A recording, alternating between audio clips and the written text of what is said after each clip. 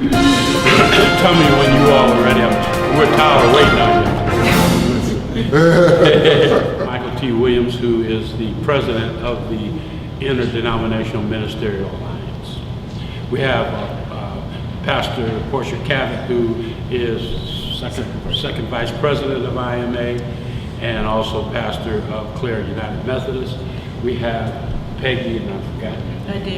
Adair, who is the president of the League of Women Voters. And then Ann, a member, or do you have just a member? Okay. And then we have Carolyn Thiel, who is a member, but also is chair of the newly formed Voter Participation Committee. Very good.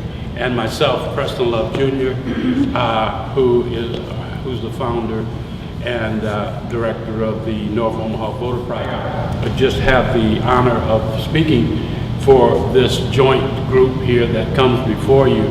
And we are just not standing together loosely, but we have formed a loosely knit and ad hoc collaboration to do a few things, and that's why we're here this morning. I will give you as backdrop the whole syndrome of Ferguson, Missouri. Ferguson, Missouri is made up of a community that has the power, based on population, to significantly affect their elected officials, the mayor, the city council, the school board, the makeup of the police department. And quite frankly have done a terrible job in Ferguson, Missouri of working in their own self-interest because they don't vote. And so that's is in a way backdrop to the whole thinking and why we're here. The syndrome of Ferguson, Missouri. Our population, from young folks to middle age and to very small degree to our seniors, don't have the civic education or background or historical background to understand the seriousness and the impact of voting. If I need to say it another way, let me do it another way. But the civic education, lack thereof, is a big reason why people are not voting. We got together and have an initiative that we're announcing today that we're so proud of, to bring to the theater, to the Exarban Cinema on January the 19th at 2 o'clock. A full house, which is approximately 390 seats of youth from this community and others to see the movie. And then afterwards for us to make sure that the civic lesson has been learned by having a small panel discussion afterwards about the movie. So that's one piece of why you're here, is that we've done that. And so we put the call out to our youth groups that we would, this coalition, would raise the money, and we have, and bring them into the movie free of charge, provide them with popcorn and pop, and they would then have a chance to see this movie and get in their fiber the civic lesson that this movie represents. And so we did that, and I'm here to announce that we're doing it, but also to announce that we've got about 500 kids who are going to be sitting in 390 seats. We have an overwhelming response, which says something in itself.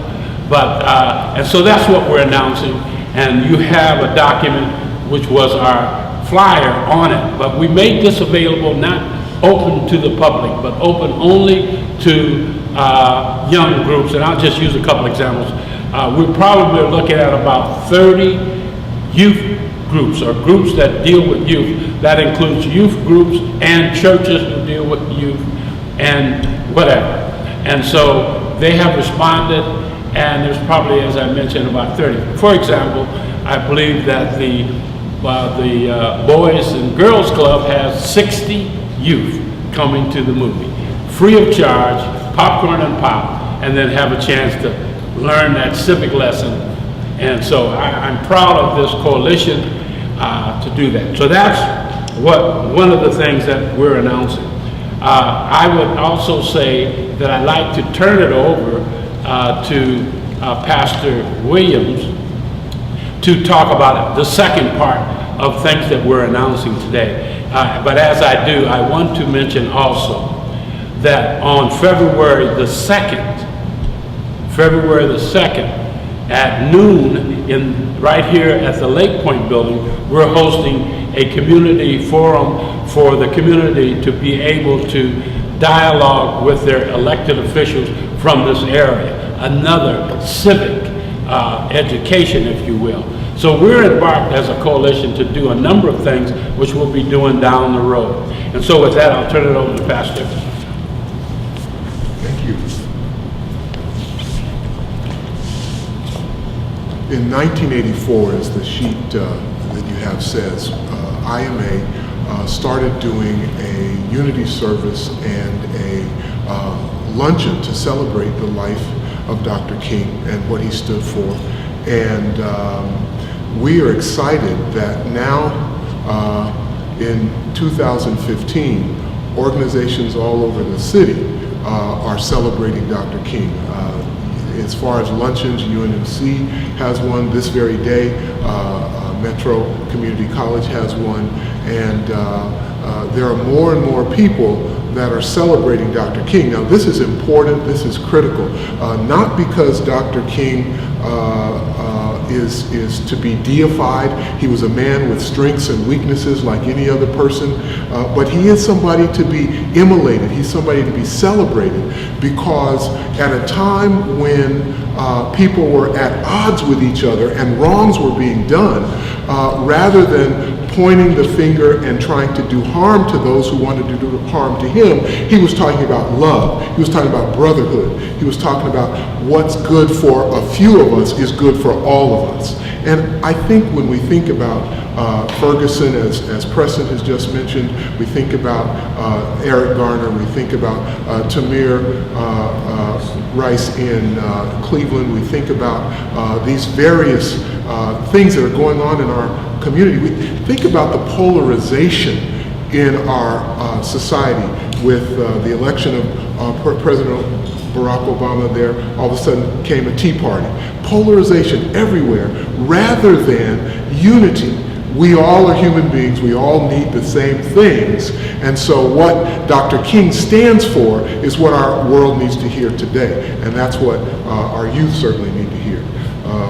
So I think it's very important, we thank you for being here, but it's very important that we get this message out that Dr. King isn't about just 1956 bus boycott. He's not just about 1963 speech in Washington or Poor People's Campaign in 1968. He's about what we face every day of our lives, that is people treating other people with dignity and respect. The 17th Saturday morning at 10 o'clock, we'll start with the teach-in, and the Montgomery bus boycott is the focus of that teach-in. We have youth as well as adults up to seniors coming, and so we anticipate the interaction that will happen there. And you can see there's a unity service that will be held at Salem Baptist Church on Sunday night, the 18th, and on the 19th is the luncheon.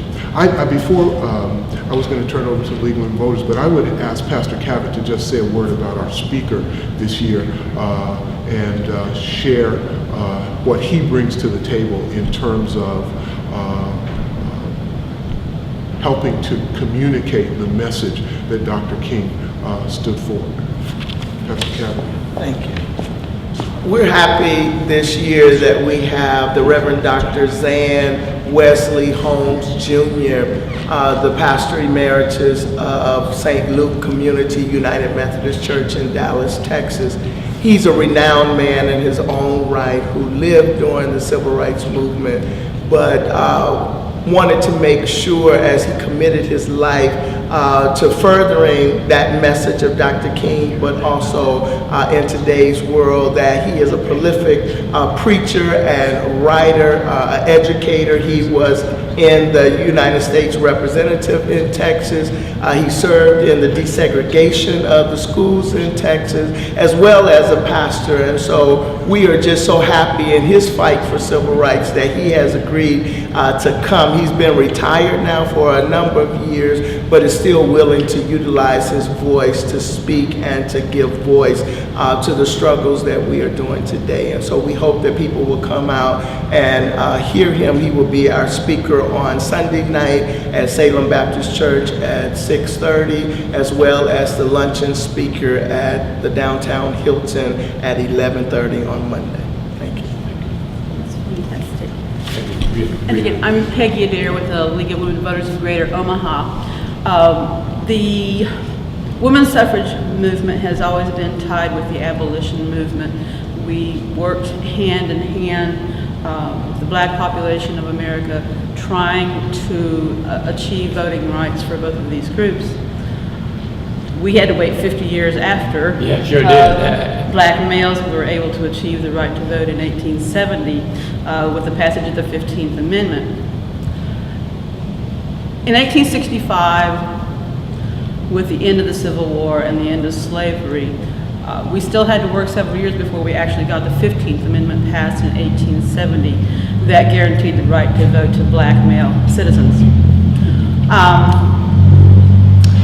Just 2 years after that, in 1872, because black males gained the right to vote, there were 324 black male statesmen at the state and federal level in the United States. So they went from slavery before 1865, by 1872, to being leaders, 324 educated, elected leaders.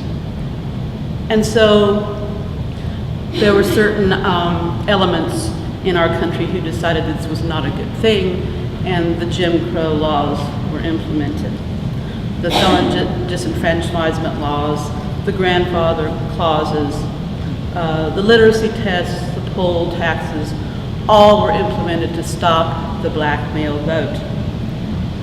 And these tactics worked, because by 1900, there were only 5 black male statesmen who were elected in the United States. We've had to work very diligently and very hard all these long years to ensure voting rights for all citizens. The Voting Rights Act of 1965 was a piece of that. It recently has been decimated, and we need to work to reinstate that. And we need to work to help our children understand the importance and the value of voting. And that's why we have joined with others in this project. And that's why we're very excited to have a long-term voter participation project in Omaha. Thank you.